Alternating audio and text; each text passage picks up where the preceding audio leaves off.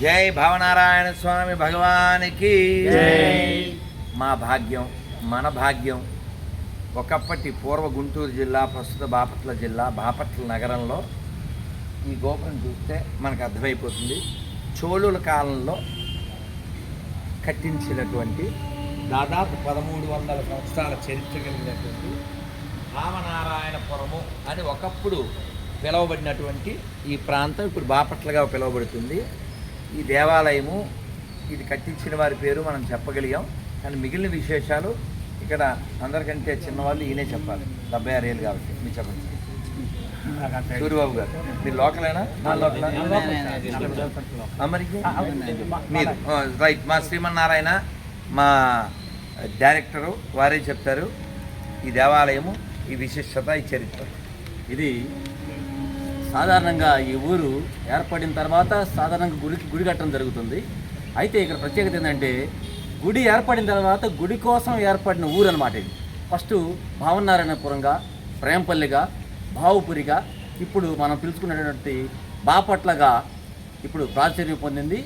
ఈ బాపట్లలో ఈ భావనారాయణ స్వామి దేవాలయాన్ని క్రిమికంఠ చోళ మహాచక్రవర్తి 1400 సంవత్సరాల క్రితం సుమారుగా ఇక్కడ నిర్మించడం జరిగింది.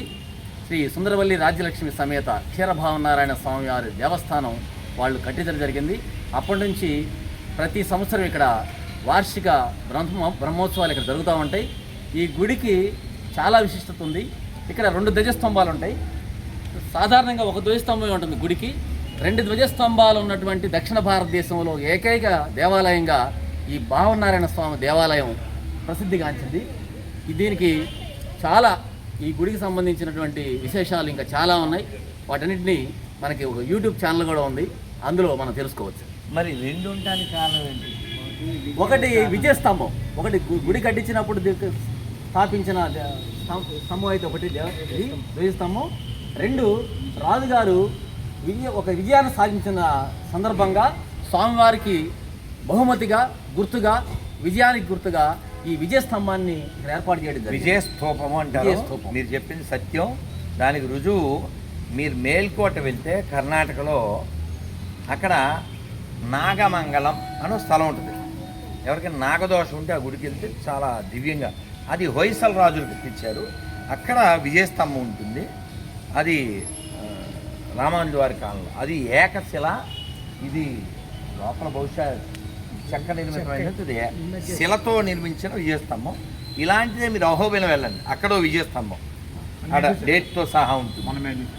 మనం ఎంత గొప్ప నేల మీద పుట్టామో తెలుసుకోకుండా అనవసరంగా మతం మారి, గతం మరిచి కథమైపోతున్నారు. ఎంత గొప్ప నేల అంటే మనకు చరిత్ర ఉంది, మనకు పౌరుషం ఉంది, స్వాభిమానం ఉంది.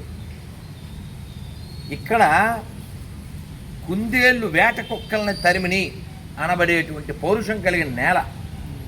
అటువంటి నేలలో పుట్టి ఎవరినో కుక్కలా కుడితే కొట్టించుకుని, వాడిని ఏదో మేకులేస్తే కొట్టించుకుని, తిట్టించుకుని, ఊహించుకుని, కోయించుకుని, వాయించుకుని, సో అటువంటి దరిద్రపు హిస్టరీకి మనం వారసులం కాదు. పౌరుషానికి మనం వారసులం, స్వాభిమానానికి మనం వారసులం. దానికి తెలుగులో చక్కని గీత ఒకటి ఉంది, తెలుగువారి యొక్క గొప్పతనాన్ని తెలిపేటువంటిది. బాలచంద్రుడు ఎవడోయి, తాండ్రపాపై ఎవడోయి. అది ఒక పాత సినిమాలో పాట అయినప్పటికీ అద్భుతమైనటువంటి రచన వైదుష్యం అందులో ఉంటుంది.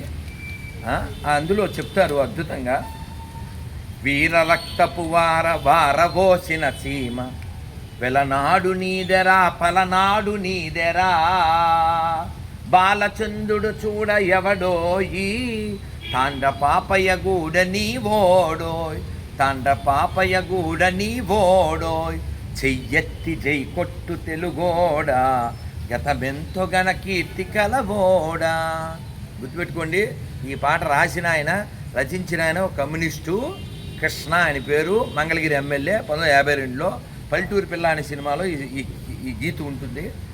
అందులో ఆ చివరి చరణంలో చెప్తారు, స్వతంత్రం వచ్చిన కొత్త కదా, 47లో వచ్చింది, 52 తెలుగు వాళ్ళ మీద దేశమంతా ఎంతో నమ్మకం పెట్టుకుంది, ఈ దేశాన్ని దిక్సూచై నిలపరా అని తెలుగు వాళ్ళ గురించి ఆయన గొప్పగా రాస్తే, దిక్కుమాలని ఏదోలాగా దిక్కుమాలని చక్కల మతాల్లోకి వెళ్ళిపోయి పక్కన మతాల్లోకి వెళ్ళి అవి ఏవో చేస్తున్నారు. కాబట్టి పౌరుషంతో జీవించేవాడు మాత్రమే తెలుగువాడు అవుతాడు, లేకపోతే ఆడు తెగులోడు అయిపోతాడు. పౌరుషంతో స్వాభిమానంతో జీవిస్తేనే వాడు హిందూ అవుతాడు, జగద్బంధు అవుతాడు. అంతేగాని ఎవడో రైస్ బ్యాగ్ ఇస్తే, ఎవడో పైసలు ఇస్తే, ఎవడో తాయిలం ఇస్తే పారిపోయి మతం మారిపోయిన వాడు హిందువు కాడు, జాలడు, వాడు గొర్రె, వాడికి లేదు పుర్రె. భారత్ మాతాకి జై, ఎడారి మతాలకి బై. మీరు చెప్పారు ఇంత సబ్జెక్టు, అదే సబ్జెక్టులో ఏదో వాటి మీరు మతం మారొద్దు, మతం తీసుకొచ్చి భావనారాయణ స్వామికి మ్యాచ్ చేయండి. మ్యాచ్ బాక్స్ పెట్టి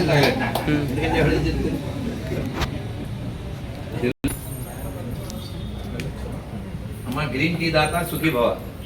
మనసు ఎరిగిన మన తల్లి వాళ్ళు దాదాపు 40-50 సంవత్సరాలు జరుగుతున్నారు బాపట్లకి, ఇది ఆర్ఎస్ఎస్. చాలా సంతోషం. ఇలా మనసు ఎరిగిన తల్లులు ఉంటేనే ధర్మం ముందుకెళ్తుంది. నాన్న మనం ఎంత భాగ్యవంతులు. రండి నాయన, రండి చక్కగా స్వామిని సేవించుకుని నాన్న దర్శనం చేసుకోవాలి.